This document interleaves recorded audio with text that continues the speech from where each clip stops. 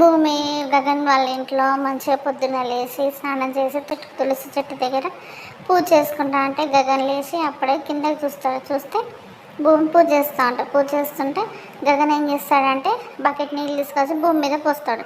భూమి మీద పోస్తే భూమి మొత్తం తడుస్తుంది. తడిస్తే గగన్ నీళ్ళు పోసేసి పోయి మళ్ళీ పోయి పడుకుంటాడు ఏం తెలియనట్టుగా.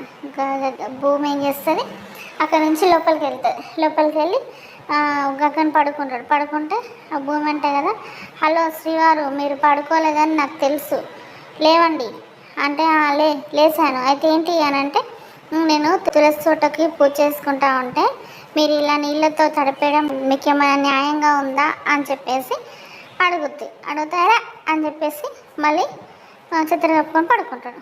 తర్వాత భూమి కిందకు వస్తుంది. కిందకు వచ్చిన తర్వాత వాళ్ళ అత్తయ్య ఉండంటే కదా, ఏమైందమ్మా భూమి అని అంటే, చూడండి అత్తయ్య మీ అబ్బాయి నేను తులసి కోటకు పూజ చేసుకుంటా ఉంటే పైనుంచి నీళ్ళు పోసి నన్ను తడిపేశాడు అని అంటే, రాను మనకి ఉక్రోషము తగ్గించలేకపోతున్నాను. నువ్వే ఎలాగైనా కానీ వాని ఉక్రోషం కోపాన్ని అదుపులో పెట్టాలి, నువ్వే వాడికి దగ్గర అవ్వాలి అమ్మ భూమి అని చెప్పేసి వాళ్ళ భూమికి చెప్తుంది వాళ్ళ అత్తయ్య.